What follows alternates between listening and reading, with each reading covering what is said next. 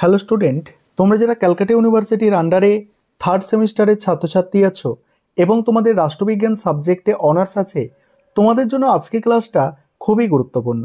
আজকের ক্লাসে তোমাদের ডিএসসিসি 4 পেপার থেকে একটি গুরুত্বপূর্ণ বড় প্রশ্নের উত্তর নিয়ে আলোচনা করব। আর তোমরা যারা ইংলিশ ভার্সনের স্টুডেন্ট আছো, তোমরাও আজকের ক্লাসটা দেখো, কারণ প্রশ্নের উত্তরটা তোমরা ইংলিশেও পেয়ে যাবে। দেখে নাও প্রশ্নটা কি আছে। প্রশ্নটা আছে সিভিল সার্ভিসের জেনারেল এবং স্পেশালিস্টদের বিতর্ক ও নিরপেক্ষতার সমস্যাগুলো বিশ্লেষণ করো, আর নিরপেক্ষতা বজায় রাখতে সিভিল সার্ভিসের কি পরিবর্তন আনা উচিত। দেখো, প্রশ্নের উত্তর লিখছো যখন, অনার্সের উত্তর লিখছো যখন, তখন তোমাদের কিন্তু কোয়ালিটি মেনটেন করতে হবে। ভালো অ্যান্সার লিখলে তবে তুমি কিন্তু ভালো নম্বর পাবে। আর কিভাবে ভালো অ্যান্সার তোমরা লিখবে সেটা একটা দেখে নাও। দেখো, প্রথমে তোমাদের ইন্ট্রোডাকশন অর্থাৎ ভূমিকা লিখতে হবে। ভূমিকাতে কি লিখবে দেখো, সুশাসন ও রাষ্ট্র পরিচালনার ক্ষেত্রে দক্ষ, কার্যকর, নিরপেক্ষ প্রশাসন অপরিহার্য। এই লক্ষ্যে সিভিল সার্ভিস রাষ্ট্রের নীতি প্রণয়ন ও বাস্তবায়নে কেন্দ্রীয় বাহক হিসাবে কাজ করে। আধুনিক প্রশাসনিক কাঠামোতে সিভিল সার্ভিস সাধারণত দুভাগে বিভক্ত। জেনারেলিস্ট এবং স্পেশালিস্ট। জেনারেলিস্ট বহুমুখী, দেখো জেনারেলিস্টরা বহুমুখী প্রশাসনিক দায়িত্ব পালন করেন এবং নীতি প্রণয়নের ক্ষেত্রে নেতৃত্ব দেন। অন্যদিকে স্পেশালিস্টরা নির্দিষ্ট খাতের প্রযুক্তিগত এবং বিশেষায়িত জ্ঞান দ্বারা প্রশাসনকে সমৃদ্ধ করেন। তবে এই বিভাজনের মধ্যেই এক ধরনের মতানৈক্য ও বিতর্ক বিদ্যমান। জেনারেলিস্টদের সামগ্রিক প্রশাসনিক দৃষ্টিভঙ্গি যেমন গুরুত্বপূর্ণ, তেমনি স্পেশালিস্টদের প্রযুক্তিগত দক্ষতাও অপরিহার্য। কিন্তু বাস্তবতায় দেখা যায় প্রশাসনিক ভারসাম্য ও কার্যকারিতার অভাবে এই দুই গোষ্ঠীর মধ্যে দ্বন্দ্ব দেখা দেয়, যা নিরপেক্ষতা ও দক্ষতার ক্ষেত্রে চ্যালেঞ্জ তৈরি করে। সিভিল সার্ভিসের নিরপেক্ষতা নিশ্চিত করা একটি গণতান্ত্রিক রাষ্ট্রের জন্য অত্যন্ত গুরুত্বপূর্ণ এবং এই জন্য কাঠামোগত কিছু সংস্কারের প্রয়োজন। যেমন প্রথমে কি বলা হচ্ছে দেখো, মূল পয়েন্ট, জেনারেলিস্ট ও স্পেশালিস্ট বিতর্ক।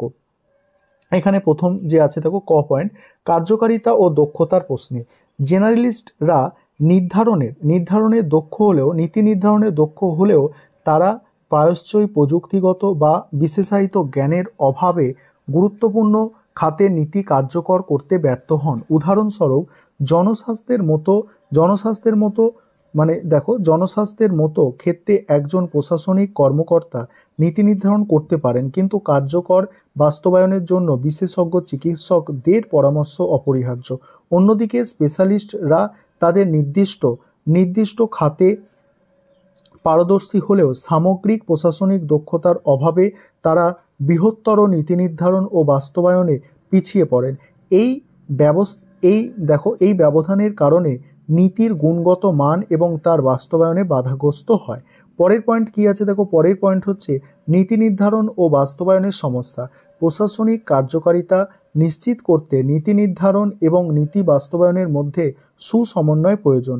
জেনারেলিস্টরা সাধারণত নীতির সামগ্রিক কাঠামো গঠন করেন, তবে অনেক সময় বিশেষায়িত জ্ঞানের অভাবে নীতি বাস্তবায়নের জটিলতা তৈরি হয়।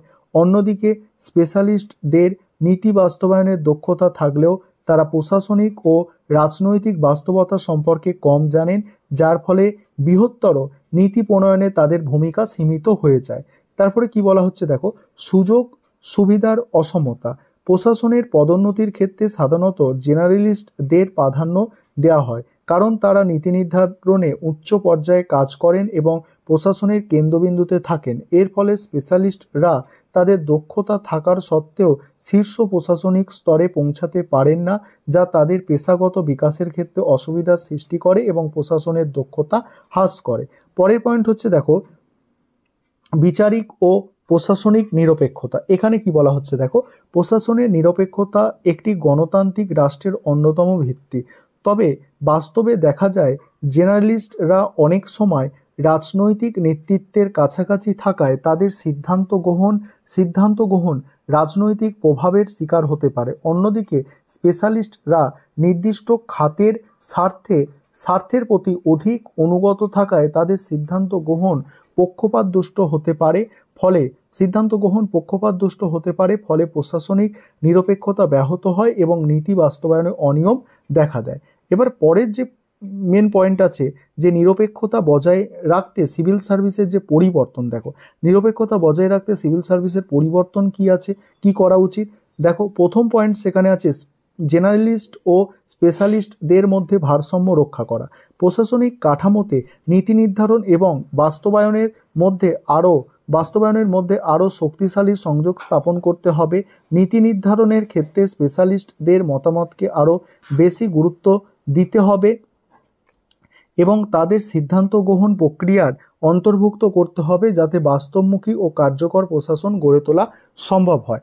পরের পয়েন্ট কি বলা হচ্ছে, দেখো পরের পয়েন্ট হচ্ছে প্রশিক্ষণ ও দক্ষতা উন্নয়ন।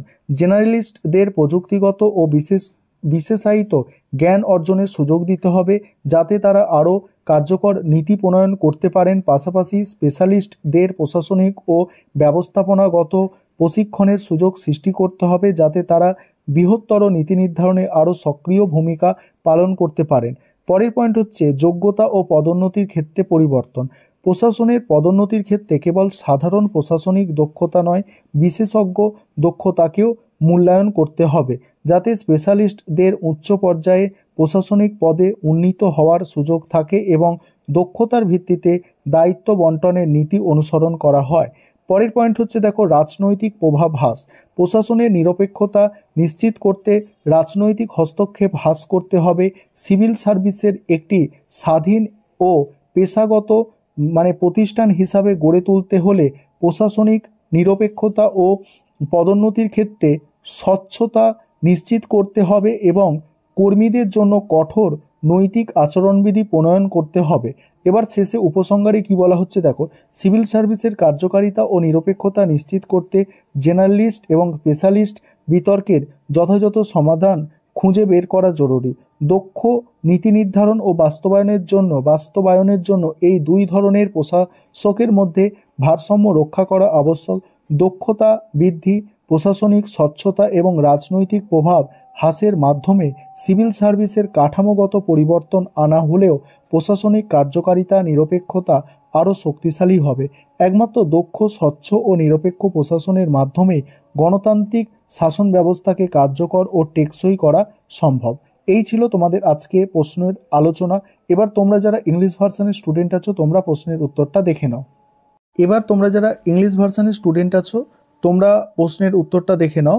আমি স্ক্রল করে যাচ্ছি, তোমরা অ্যান্সারটা দেখে নাও। আর ইংলিশ ভার্সানেও আমাদের স্টাডি মেটেরিয়াল তৈরি আছে। তোমরা যদি কেউ স্টাডি মেটেরিয়াল পারচেস করতে চাও, অবশ্যই নিচে যে নম্বরটা দেখতে পাচ্ছ এই নম্বরে যোগাযোগ করে স্টাডি মেটেরিয়াল পারচেস করতে পারো। চলো তোমরাও দেখে নাও প্রশ্নের উত্তরটা, আর এইভাবে লিখতে পারলে তবেই তোমরা ভালো নম্বর পেতে পারবে।